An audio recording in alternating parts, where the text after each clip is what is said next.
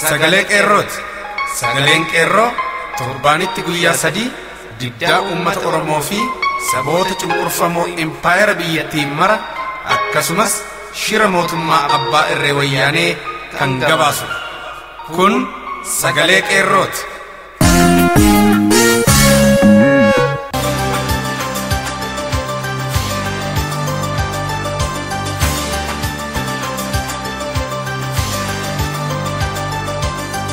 Hagayya 11 bara 2015 akkam jirtu dhaggeeffattoota keenya jaalatamoo fi kabajamoo sagalee qeerroo. Qophiin keenya Oromiyaarraa isiniif darbu jalqabee jira. Hanga xumura qophii keenyaatti unufaana turuun sagantaa keenya irraa qooda fudhaa jechuun isin gaafanna. An hariiroo jorgooti keessummeessuun isin waliinan tura. Yeroo ammaa wayyaaneen torbaan diyaaspooraan kabaja jechuun basaastota ishee ardiilee garaagaraa irraa fiddee walgahii gaggeessaa jirti. Dhimma kana ilaalchisuun gabaasaa bal'aa qabanneerra. Waraabessi bineensa gaaraa haadhaa fi abbaa kee yeroo nyaatu yoo argite atis bineensa sana wajjin foon warra kee nyaattamoo irraa ariitaa. Mata duree jedhuun kan yeroo darberraa itti fufe kutaa lammaffaa isaatu isiniif dhiyaata. Oduutti aanee caqastu jaallee ayyaanee kaayyootu dhiheessa. Wallee warraaqsaa galaanaa gaaromsaa isa haaraa qabanneerra. Guutummaa qophii keenyaatti akka gammaddan abdanna. Hangafoonni oduu keenyaa har'aa dhiha Oromiyaatti diddaan qeerroo jabaachuun dhaga'ame, diigamuun mana jireenyaa Oromoo Finfinneetti jalqabame, godinootattis babal'atee kan jedhuu fi kan biroonis jiru. Jaal tokkichaa murteessaa bal'inaan nu dhageessisa. Dhiha Oromiyaa godina Leeqaa Naqqamteetti diddaan dargaggoota qeerroo Oromoo fi uummatni Oromoo walgahii wayyaanee ajajaa fi qajeelfama aangaa'onni wayyaanee dabarsan dura dhaabbachuu jabaatee itti fufe. Gootonni dargaggoonni qeerroon barattoonni Oromoo fi uummanni Oromoo aangaa'ota godinichaa garaagaraa keessatti argaman qajeelfamoota ajajaa fi maqaa walgahii jedhuun wayyaanee fi ergamtuu wayyaanee OPDO'n dabarsitu dura dhaabbachuun sirna abbaa irreef bitamaa akka hin jirre uummanni Oromoo ifatti beeksifachaa jira. Mootummaan wayyaanee qabsoo warraaqsa fincila diddaa garbummaa qeerroon bilisummaa Oromoo Oromiyaa keessatti qabsiisee dura dhaabbachuuf maqaa walgahii nageenya walgahii misoomaa jedhuun uummata afaan faajjessee bituuf tolfatee uummatnii fi dargaggoonni Oromoo irratti dammaquun mootummaa wayyaanee sirna EPRDF TPLF yookaan OPDO'f bitamee akka hin jirre diddaa isaan ifatti beeksifatee jira. Keessattuu sochiin duula walgahii yookaan qajeelfama ajaja wayyaanee EPRDF yookaan TPLF yookaan OPDO fudhachuu dhiisuu fi hirmaachuu dhabuu fi aangaa'otaa fi dabballoota abbaa irree hawaasaan ala gochuu irratti xiyyeeffachuun mootummaa wayyaanee boqonnaa dhorkatee jira. Haalli kun godina Leeqaa Naqqamtee aanota akka Giddaa Ayyaanaa, Eebantuu, Saasiggaa, Guutoo Waayyuu, Sibuusree, Nunnuuqumbaa, Jimmaa Arjoo, Waamaa Hagaloo fi Billoo Bosheefaatti sochii uummataa irraa mootummaan wayyaanee muddama seenee jira. Addatti immoo aanaa Giddaa Ayyaanaa magaala Giddaa Ayyaanaatti uummata nurratti dammaqsuun uummatni akka mootummaa keenya irratti fincilu gochaa jirtu jechuun barattoota yuunivarsiitii irraa boqonnaaf gara maatiitti deebi'anii jiranii fi uummata nagaa namoota 28 waajjira poolisii Giddaa Ayyaanaatti hidhamuu maddeen qeerroo bilisummaa Oromoo gabaasan. Ilmaan Oromoo nagaa hidhaman keessaa kanneen maqaan nu dhaqqabee jiru barataa Araarsoo Tashomee, barataa Taammiruu Ittafaa, barataa Badhaasaa Ittafaa, barataa Abbitti Lamuu, barataa Fayisaa Lamuu, obbo Dheerassaa Ittafaa, dargaggoo Geetaachoo Abdannaa kanneen keessatti argaman ilmaan Oromoo hidhamuun dararamaa jiraachuu maddeen qeerroo bilisummaa magaala Giddaa Ayyaanaarraa nuuf ibsan. Duulli mana diigaa handhuura Oromiyaa Finfinneetti jalqabe magaalota Oromiyaa biroos dhaqqabaa jira. Mootummaan abbaa irree wayyaanee Tigraay uummata magaala Naqqamtee dhaloota irraa dhalootatti naannicha jiraataa turan maqaa investaraaf bakka kennuu fi pilaanii malee mana ijaaraa turtan sababa jedhuun seeraan ala mana jiraattotaa diigaa jiru. Kutaa bulchiinsa bakkee jamaa naannoo yuunivarsiitii Wallaggaa ganda Duwwaa Torbaa fi naannoo masaraa Kumsaa Morodaa maqaa Green Area jedhuun manneen 400 ol diiguuf saganteessan itti fufee hagayya guyyaa 6 fi 7 bara 2015 duulli faccifannaa yookaan qabsoon warraaqsa bilisummaa uummata kutaa bakkee jamaarraa kan wayyaanee fi ergamtoota isaanii OPDO kan isaan mudate yeroo ta'u amma naannoo yuunivarsiitii Duwwaa Torbaa manneen pilaastikaan ijaaraman kan diigamanii fi manneen biroo haala qindaawaa ta'een ijaaramanis akka diigamuu qaban akeekkachiisi itti kennameera. Keessaayyuu kan nama ajaa'ibu ammoo otuu humna waraanaa isinittiin bobbaasin diigaa jechuun akeekkachiisaa jiraachuun wayyaaneen dhuma ishee ta'uuf mallattoo fi abdii kutannaa cimaa ta'uu ilmaan Oromoo walabummaa fudhannee itti himuu barbaanna. Manni abbaa fi haadha ofii yeroo diigamu callisanii ilaaluun qaanii waan ta'eef tokkummaan kaanee haa falmannu, falmachuutu nuuf furmaata jedha qeerroon bilisummaa Oromoo. Oduu biraatiin kaasettaan muuziqaa mata dureen isaa Ilmaan Hayyotaa jedhamu weellisaa Galaanaa Gaaromsaatiin qophaa'ee eebbifamee gabaarra oolee jira. Sabboonaa Galaanaa Gaaromsaa wayita ammaantana artistoonni Oromoo tokko tokko afaaniin waa'ee Oromoo weellisaa gochaan diina Oromoo wajjin Oromoo irratti faayidaan sobamanii duula bananii argaman kanatti kan dhalate yoo ta'u qabiyyeen wallee isaas kan hedduu nama hawwatu ta'uu gabaasaan qeerroo addeessee jira. Bulchiinsi magaalaa Finfinnee keessatti lafa qonnaan bulaa irraa fudhatanii liiziitiin kan gurguraa jiran qonnaan bulaa irraa kaaree meetira tokko qarshii Itoophiyaa qarshii 3tiin fuudhanii qarshii 300 fi 50 olitti caalbaasiin gurgurachaa jiru. Haala kanaan magaalaan Finfinnee lafa gabaa daldala lafaa taatee jiraachuu gabaasaan qeerroo qulqulleesseera. Gama biraatiin diasporaan Oromoo tokko fi wayyaanee walii galtee dhabaa akka jiran eerame. Sababa wal abdee diasporaa fi wayyaaneettis daawwannaa kana siyaasa irraa walaba jettanii nu fiddanii maaliif olola miidiyaatiif nu oolchitanii? Lafa isinii kennina nuun jettanii nu fiddanii maaliif ammoo liiziitiin bitadhaa nuun jettu? Durgoo kaffalamus maaliif wal caalsiftanii? Jechuun yoo ta'u wal abdee uumame kanaanis namoonni 3 jeequmsa uumtaniitu jedhamanii guyyaa kaleessaa hidhamuun isaaniis barameera. Kun kanaan otoo jiruu diasporaaleen kun 12 akka waldaan ijaaraman taasifamaa jiraachuu qeerroon saaxile. Oduun nuti qabannee dhiyaanne kanuma. Qophiilee afaan waliin turtii gaarii.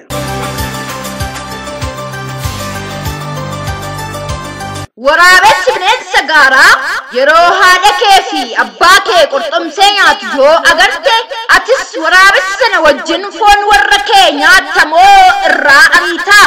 Hoteelota biyya kana keessatti qaaloominaan beekaman keessaa Sharatanitti aanee Ilillii Internationalii fi Intercontinental Hotel kan jedhamanidha. Hoteelonni kunneen bakkee bashannanaa aangaa'ota wayyaanee yeroo ta'an nyaataa fi dhugaatiin akkasumas gatiin siree isaanii gurraan dhageettiif illee kan tolan miti. Garmalee olaanoodha. Biyya namoonni 500 ol daandii irra ciisu keessatti biyya jaarsaa fi jaartiin waan dhandhamee buluu dhabee kadhaatti bobba'ee jiru keessatti biyya uummanni ishee godinootaa fi naannolee garaagaraa keessatti beelaan akka baalaa harcaa jiru keessatti bakkeewwan akkasiitti bashannanuun yakka bira darbee cubbuu guddaa dhalleeti. Yeroo har'aa Oromiyaa keessaa Harargee fi Boorana, Dhiya Baalee fi Arsii keessatti uummanni hedduun beelaan lubbuun isaanii darbaa jira. Akkasumallee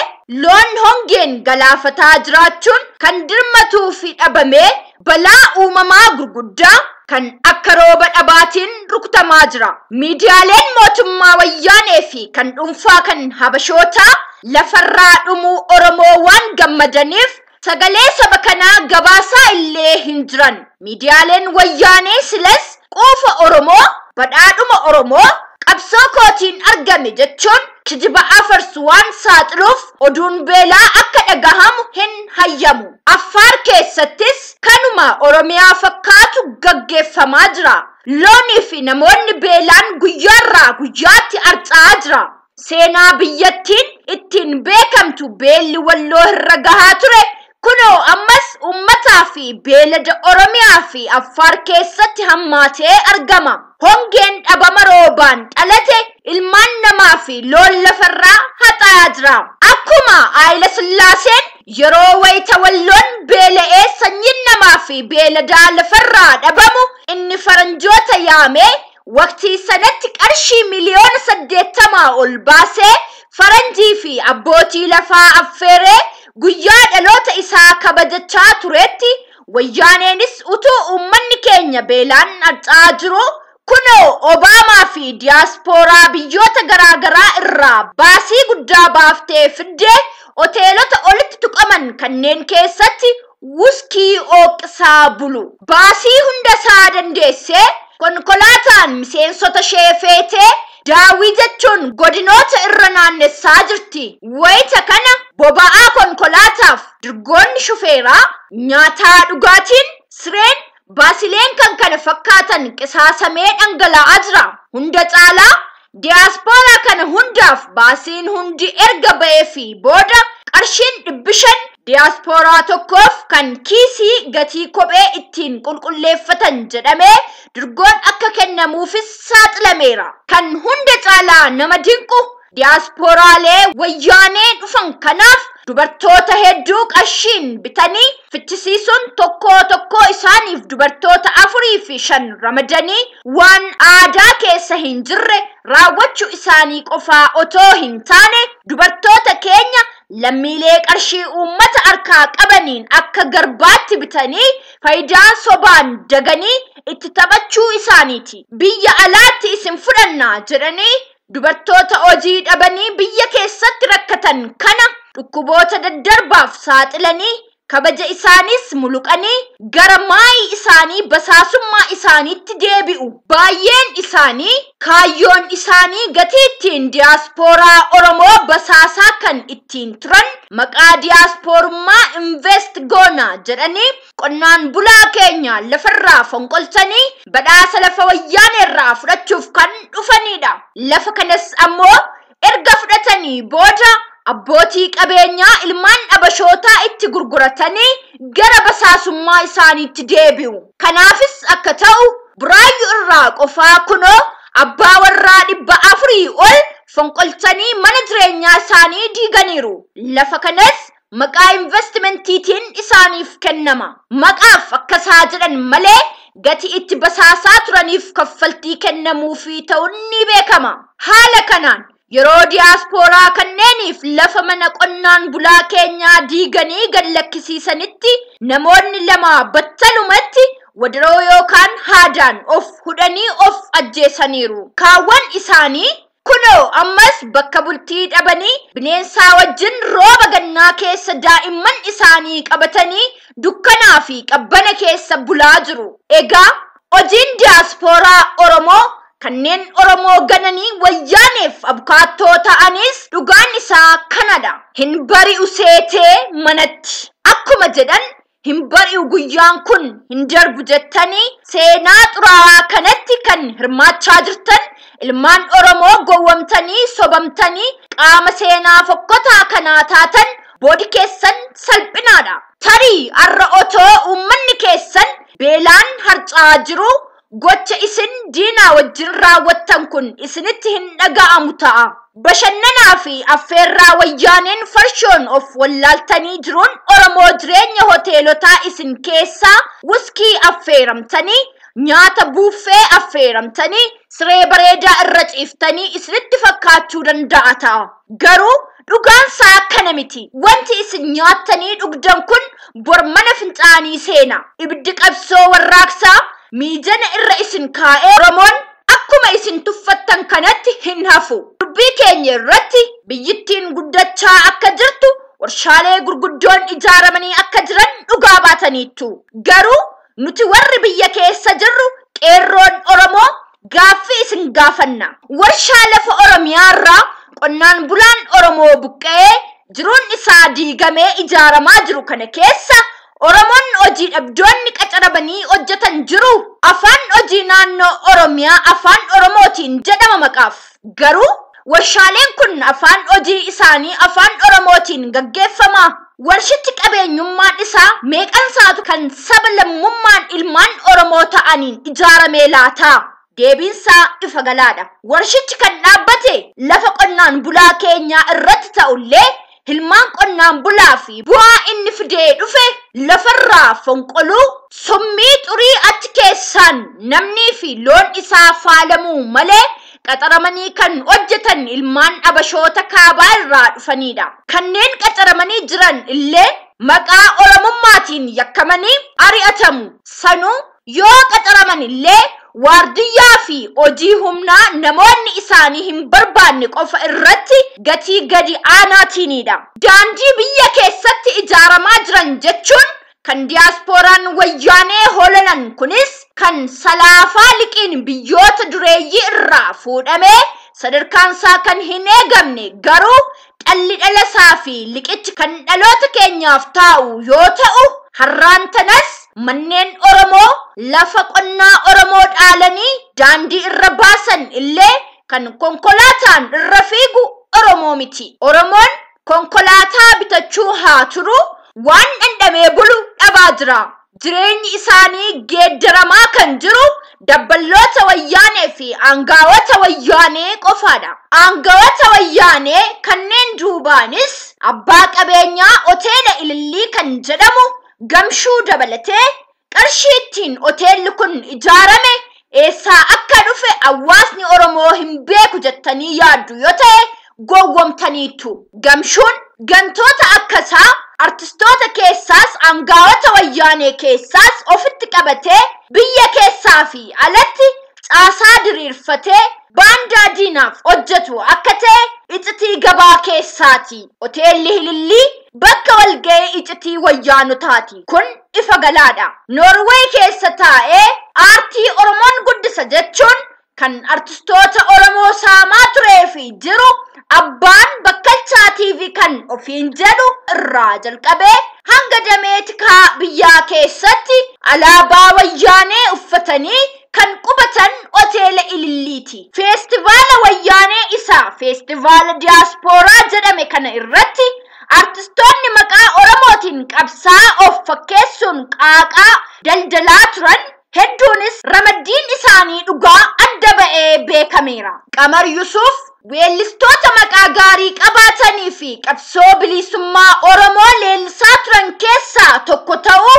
kan halagaanuu dhugaa ba'uu fi danda'udha. Haa ta'u malee dhuma irratti faayidaa wayyaaneerraa argate caalchifatee maatii isaa fi ilmaansaa hundallee ganee wayyaaniitti gale. Kanaanis otoo hin dhaabbatin irreecha Oromoo irratti dinqisiifattoonni isaa illee akka ijaan isa hin agarre akka aangawoota wayyaaneetti waraana wayyaaneen marfamee irreeffatee deebi'e. Gaafa sana irraa jalqabee Qamar onnee Oromoo keessaa ba'ee tufame. Gantummaan isaa kanaanis hin dhaabbanne. Haa ta'u malee isa boodaanis Waaqayyo weellistoota sagalee isaa dhageessisan kanneen akka Haacaaluu Hundeessaa, Jaamboo fi Abbush Zallaqaa lafaa kaasee isa nu dagachiise. Isaan kana qofaa miti.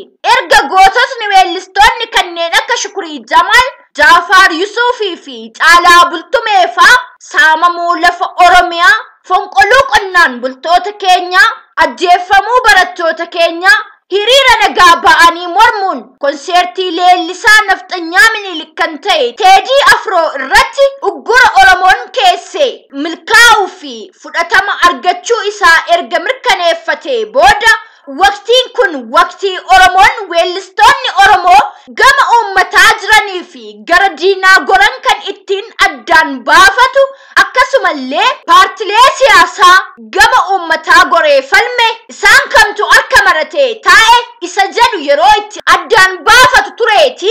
Jaalala uummataa dhabedeeffachuuf Minilik bineensaa jedhee weellise. Yeroo hunda dhiifamaa fi obsi qajeelfama isaa kan ta'e uummanni Oromoos sababa kanaan deebi'ee dhiifama godhee fi Qamariin simate. Yeroo mara faayidaaf jecha bultii isaallee diiguu fi dhala isaallee dirree irratti facaasuun kan beekamu Qamar Yusuf amma immoo artistummaa irraa guutummaatti gara dabballee wayyaaneetti geeddarame leellisaa mishooma wayyaanee fi dimokiraasummaa wayyaanee ta'ee argame. Taaddalaa Gammachuus akka gaararraa nama 9 of jijjiiraa turee fi jiru ta'uu isaatu mul'ate. Baandii biiftuu keessaa sababaan na baase baandichi miseensota 40 qabu keessaa 27 isaanii ilmaan dhabashootaa waan ta'aniif murtiin darbu hundi fedhii isaanii malee kan keenya kan ilmaan Oromoo kan hin eegne waan ta'eef tiishartii Minilik uffatanii Oromoo irratti sirbuu isaanii jibbeeni jechuun balaaleffataa ture.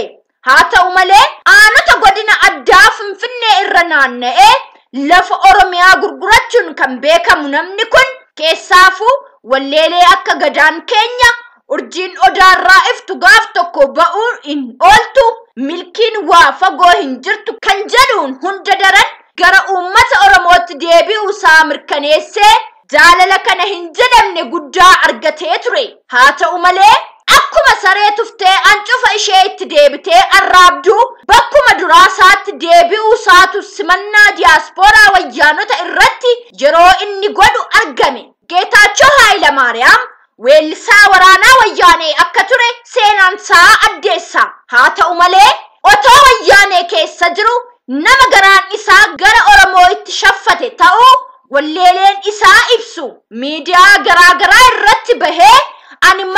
kooti malee dhiigni koo ilmaan Oromooti na beeka jechuun imimmaan buusee interviilee geggeessu mara irratti imimmaan lolaasee boo'aa ture. Oromoonis akka gaariitti isa simate. Faayidaan wayyaanee irraa argatu itti haa qallatu malee jaalalli inni Oromoo irraa argate humna jabina ta'ee fi baroota lakkoofsisus baajata guddaa wayyaaneen diyaaspooraaf ramadde kana irraa hafuu dadhabee kunoo mataa isaa irra darbee artistoota Oromoo kaawwan gocha wayyaanee kana irraa qooda hin fudhannu jedhanii mana isaanii ta'aa jiran illee dallaalaa ta'ee kottaa diyaaspooraaf weellisaatii qarshii guddaa fudhaa jedhee akka kadhachaa ture irra gahameera. Leencoo Abdishukur haadha qeerrantii irraa dhalate. Gaafa inni wallee aaraa gaafa gaafaan cabsanii unuufis gaafni ni dhufa jedhu weellisu sanyii gootaa goonni nuuf dhalate jedhee Oromoon ni eebbise. Sababiin isaa ilmoon qeerransaa qeerransuma waan ta'uuf garuu inni dhugumaan qeerransa irraa dhalatus qeerransummaa bifuma isaa qofa malee onnee isaa hin dhaalle. Kanaafuu ejjennoomsaa akkuma qeerransa burree ta'ee argine. Wayyaaneen biyya misoomsuu ishee mirgii fi dimokiraasiin biyya kanatti kabajamuu isaa fi namuu akka Oromiyaa irratti galee misoomsuu qabu waamicha gochuu eegale. Kanas maallaqaan bitamee ta'uu gabaasaan qeerroo bilisummaa guutuutti mirkaneessee jira. Har'aan tana hiriyoonni isaa marti dhiyeessanii oolmaansaa warra wayyaanee waliin ta'uunis barameera. Gurbaan eessa gaa jedhamee eegame seenaa haadhasaa maqaa haadhasaa gurguratee diina kaayyoo ishee ta'ee argame. Mahammad Xawil wayyaaneef otoo waan fedhe godhees irraa bareeda. Sababaan isaa inni duraanis ganamuma nama dirqama guddaa wayyaanee irraa fudhatee socho'uu fi basaasaa wayyaanee isa olaanaa akka ture seenaansaa ni mul'isa. Keessaafuu yeroo wallee hojjetaa ture istuudiyoo keessatti Mallas Zeenaawwiin bilbilee fi isa irraa akka gabaasa fudhachaa ture ni beekama. Hojii isaa kanaanis lafa guddaa riil isteet irratti hojjetu aanaa Buraayyuu keessaa dugda duuba kolfeetii lafa bal'aa qe'ee guddaa tokko fudhatee Xawil riil isteet kan jedhamu akka qabuu fi ammallee akka jiru ni beekama.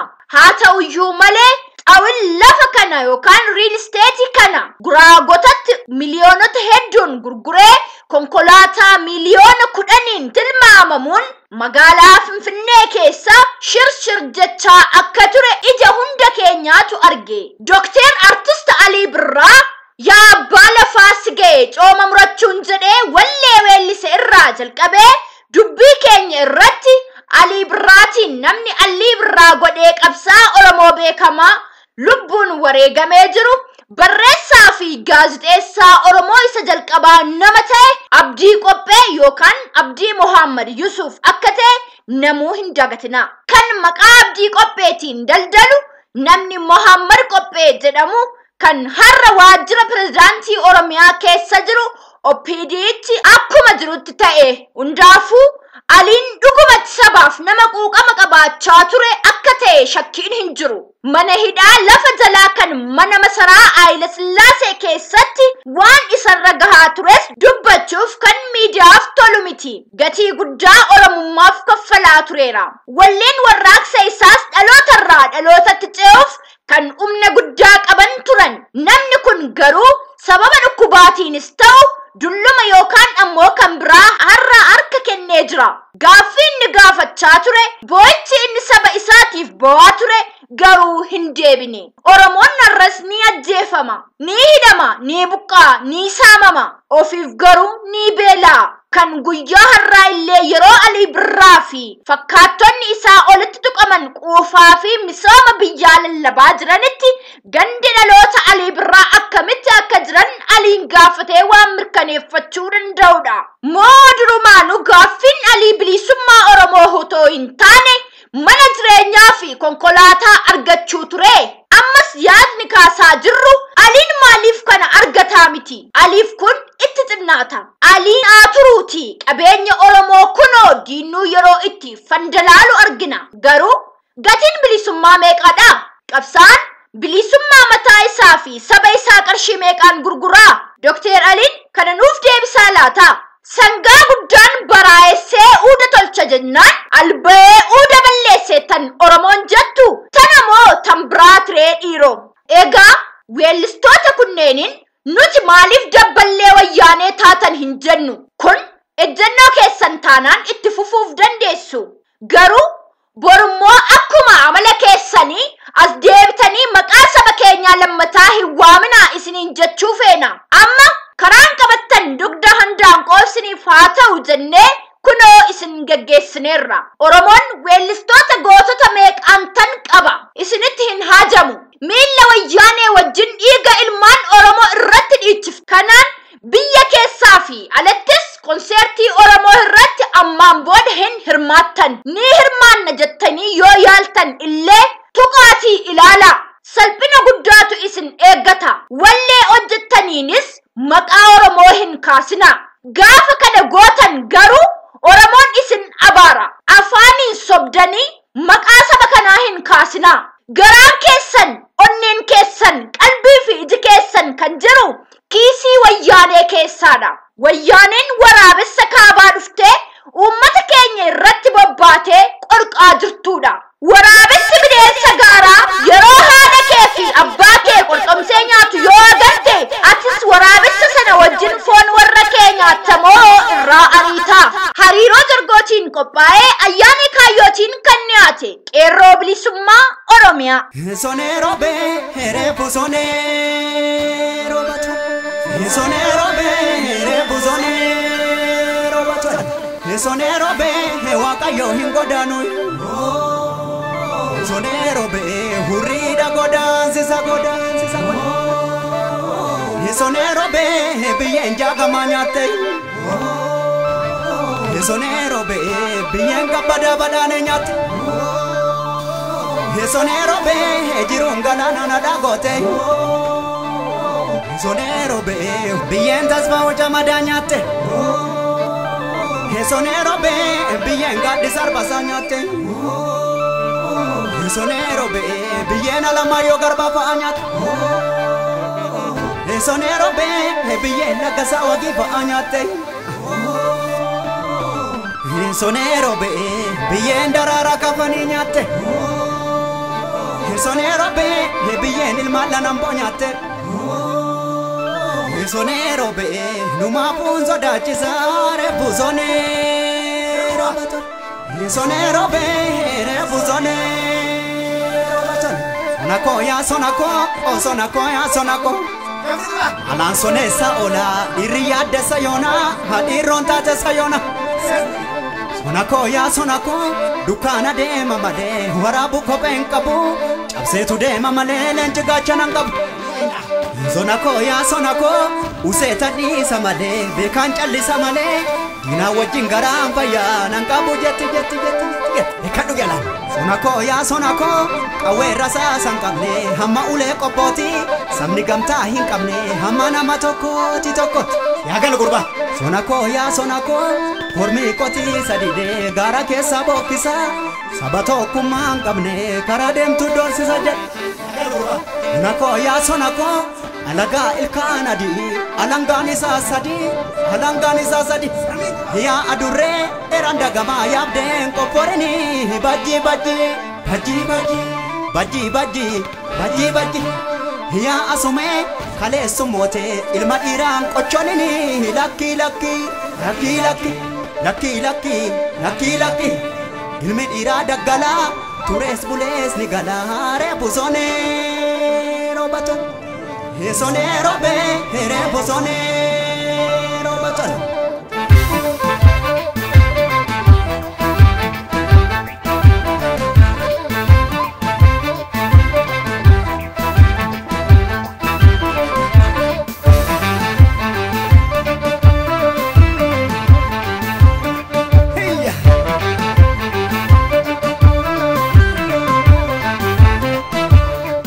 Yataraya hidano zinara.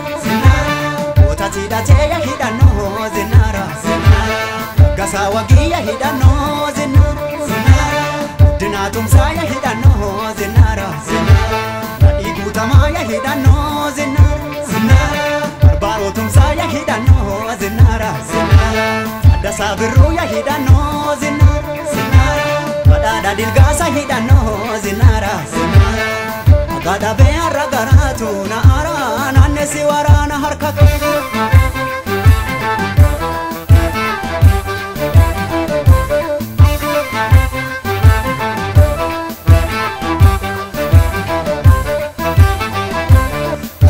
Ule sunko abeda mesafi konsete otona na mujalle sunko barane kadafina bibinfinela buma Kenya biyuma tumail mamunati change kitabe yango danu kanjara kamanu arihin totola buma Kenya lava adagandura ratese omo hirar soje jina chugana jara ko bana gana fadala tete wardi yada humne barates da kambulada labdani wa misomada labte misomama na gidada nangale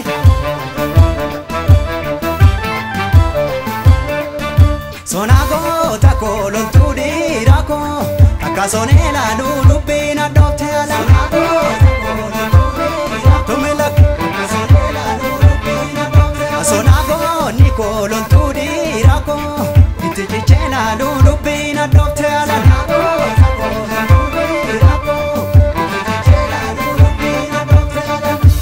Jelalu Abba fil mandula Inni ambon katu Walla gandultu Ribiyan katu Inni alan sentu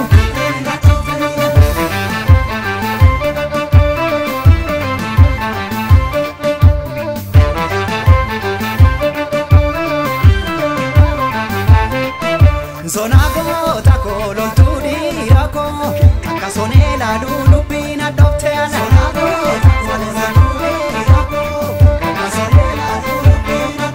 sonago takolo tudirako tichichela lulubina dotela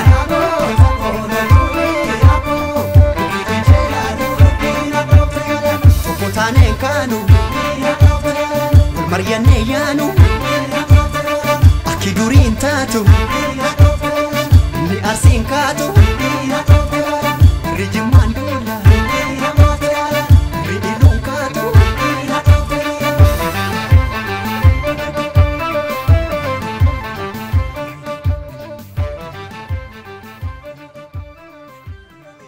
Qophii keenya kanarraa hubannoo hanga ta'e akka argattan ni abdanna. Mirgi saba keenya har'as akkaan mulqamaa jira. Akkuma kabajamaa Dr. Artist Ali Birraa fi Qamar Yusuf weellisaa turanitti afaan Oromoo afaan garba guddaa yookaan bahara guddaa haroo xinnootiin liqimfamee mirga Oromoo wajjin awwaalamee jirudha. Afaan Oromoo biyya kana keessatti afaan biyyaalessaa ta'uu bira darbee afaan Afrikaa afaan tahuu danda'udha. Garuu har'as kun hin taane. Inumaatu namni afaan kana leellisu dhaabbileen afaan kana irratti hojjetan manneen muuziqaallee otoo nafne Finfinnee keessaa wayyaaneetiin diigamuun har'aan tana manni muuziqaa tokkollee magaalaa guddoo Oromiyaa keessatti hin argamu. Kana qofa otoo hin taane hedduu kaasuun ni danda'ama. Akka gantoonni faayidaan jaamanii jedhan otoo hin taane gaaffiin Oromoo har'as hin deebine. Ajjeefamuun barattoota Oromoo hidhaa fi lafarraa fonqoluun akkamiin akka misooma ta'uu danda'u akka of gaafatan warruma dhugaa bahaa jiruuf dhiifnee dabarra. Gaaffiin gootawwan Oromoo kumaatamaan lakkaa'aman irratti wareegaman lafa